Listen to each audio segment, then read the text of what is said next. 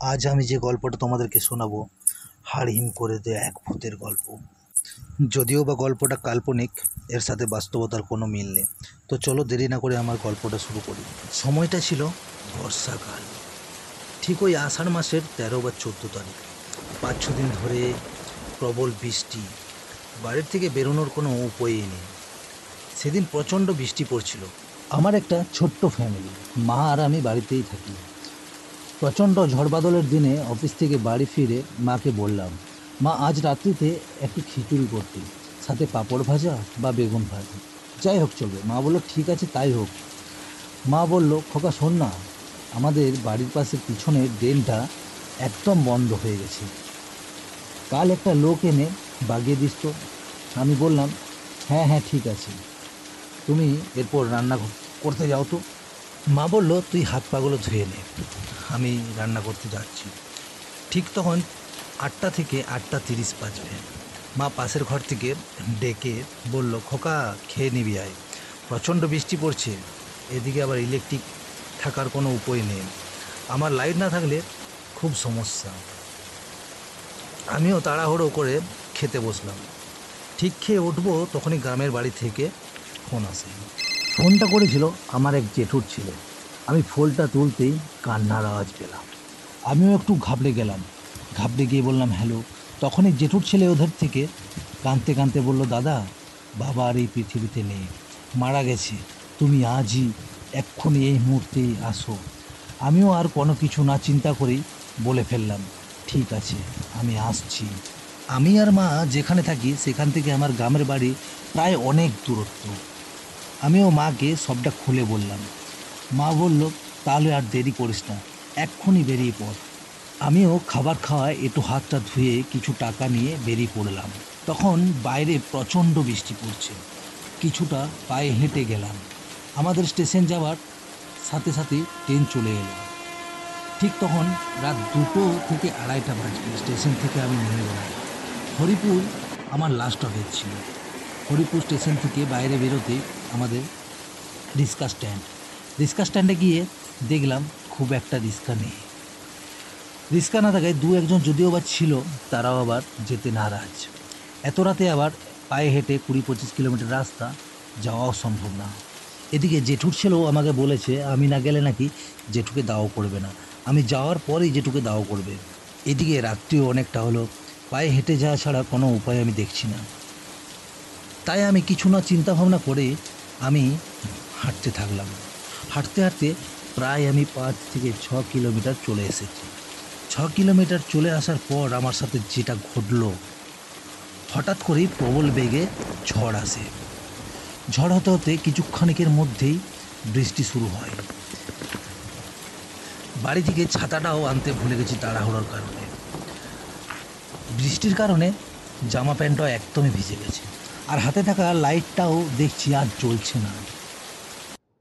তখনও আকাশে প্রচণ্ড মেঘ, হালকা থাকা বিদ্যুৎ দেওয়ার কারণে কিছুটা রাস্তা দেখতে পাচ্ছি।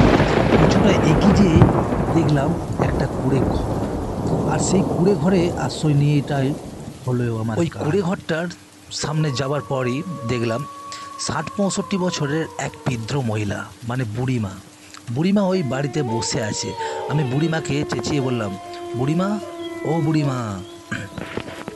বুড়িমা ওই ধার থেকে চেঁচিয়ে বলল, হ্যাঁ বল। আমি বুড়িমাকে বললাম, বুড়িমা বাইরে প্রচণ্ড বৃষ্টি হচ্ছে, যদি কিছুক্ষণের জন্য আমাকে আশ্রয় দেন তাহলে খুবই ভালো হয়। বুড়িমা বলল, ঠিক আছে বাবা, আয় বাড়িতে এসে বস।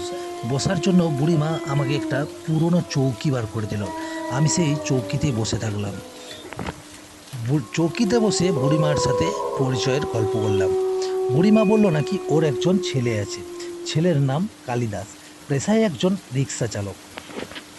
বুড়িমা বলল, কালিদাস এখনও বাড়ি ফেরেনি, রাতটাও অনেক হয়েছে। আমিও চিন্তা করলাম যে এত রাত এখনও বাড়ি ফেরেনি, কী ব্যাপার, হতে পারে কোনো কারণে বাড়ি ফিরেনি। তখন বুড়িমা আমাকে হঠাৎ করেই বলে বসলো, বাবা জামা প্যান্টটা একদমই তোর ভিজে গেছে, দেখ ওইখানে তারে মেলা একটা গামছা আছে, তুই মাথাটা মুছে নে, আমি তোর জন্য দুধ গরম করছি। আর সেই দুধ গরম করাই আমার জীবনের সব থেকে বড় কাল টেনে আনলো। আমি আবার এদিকে বলে বসলাম বুড়িমাকে, যে না না আমার দুধ খাবো না, এখন দুধ গরমের দরকার নেই। এদিকে আবার শরীরটাও ঠান্ডা লাগছে। বুড়িমা দু একবার জোর করতে আমি বললাম ঠিক আছে তাহলে আনুন। বুড়িমা আমাকে বসতে বলে রান্নাঘরের দিকে চলে গেল। আমিও চৌকিতে বসে বসে মাথাটা মুছে নিচ্ছি। তখন বুড়িমায়ের একটু আসতে দেরি হওয়াতে আমিও রান্নাঘরের জানলা দিয়ে উঁকি মেরে দেখতে গেলাম। আর আমি তখন যা দেখলাম দেখে আমি একদম অবাক হয়ে গেলাম। মাথায় তখন আমার আকাশ ভেঙে পড়ছে। দেখলাম উনুনে কাঠের বদলে মরা মানুষের পা, হাত, মাথা এই দিয়ে আগুন জ্বলছে। আমি তো দেখেই অবাক হয়ে গেলাম। চোখ দুটো ভালো করে লোবাড়ে নিলাম। তারপর যা দেখি বুড়ি মায়ের চোখ লাল আগুনের মতো হয়ে গেছে, হাত পা বড় বড় নখ, মুখে বড় বড় দাঁত। ওই দৃশ্য দেখার পর আমার হাড় একদম হিম হয়ে যায়, শরীর ঠান্ডা হয়ে যায়, কাতর হয়ে যায়, আমি খুব ভয় পেয়ে যাই। ওই দৃশ্য দেখার পর আমি ভাবলাম আমার এখানে থাকাটা আর উচিত হবে না। আমি তাড়াহুড়োর মধ্যে দিয়ে বেরোতে যাব, ঠিক ওই সময় দেখি কালিদাস গেটের সামনে দাঁড়িয়ে আছে, বড় বড় চোখ। আমিও কালিদাসকে দেখে থমকে দাঁড়িয়ে গেলাম। কালিদাস আমার দিকে বলতে থাকলো তাকিয়ে তাকিয়ে, কেন মারলি আমাকে, কেন আমার মাকে মারলি, এই বলতে থাকে।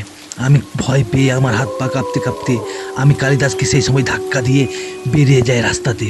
আমি ছুটতে থাকি, কালিদাস আর কালিদাসের মা আমার পিছনে ছুটতে থাকে। আমি বাঁচাও বাঁচাও বাঁচাও করে ছুটতে থাকি। তখনও দেখি কালিদাস আর কালিদাসের মা আমার পিছনে পিছনে ছুটছে। আমাকে বলছে, আমাকে মারলি কেন তোরা, আমার মাকে মারলি কেন তোরা, আমি কি দোষ করেছিলাম, আমার মা কি দোষ করেছিল। আমিও গতিবেগ বাড়াতে থাকলাম। ছুটতে ছুটতে ছুটতে ছুটতে কতটা যাওয়ার পর আমি হুঁচুট খেয়ে রাস্তার ধারে পড়ে যাই। আমি পুরোপুরিভাবে জ্ঞান হারাই। সকালে জ্ঞান ফিরলে দেখি আমি কারো একটা বাড়িতে আছি। জ্ঞান ফেরার পর আমি দেখলাম পাশে আমার কেউ বসে আছে। চোখগুলো একটু ভালো করে খোলার পর দেখলাম আমার জেঠুর ছেলে বসে আছে। জেঠুর ছেলেকে আমি সব খোলাখুলি বললাম। জেঠুর ছেলে আমাকে বলে বসলো, কালিদাস আর কালিদাসের মা নাকি একটা অ্যাক্সিডেন্টে মারা যায়। সেই মারা যাওয়ার পর থেকে কালিদাস আর কালিদাস মা অনেকজনকেই দেখা দিয়েছে, আর যাদেরকে ওরা দেখা দিয়েছে তারা নাকি সবাই মারা গেছে। আমারই একমাত্র ভাগ্যটা খুব ভালো ছিল যে আমি বেঁচে ফিরে এসেছি। আমার গ্রামের বাড়ি যেতে দেরি হওয়াতে আমার জেঠুর ছেলে এগিয়ে যায় রাস্তার দিকে যেই দেখে নাকি আমি পড়ে আছি, আর আমি পড়ে থাকাতেই আমাকে তুলে নিয়ে আসে বাড়িতে।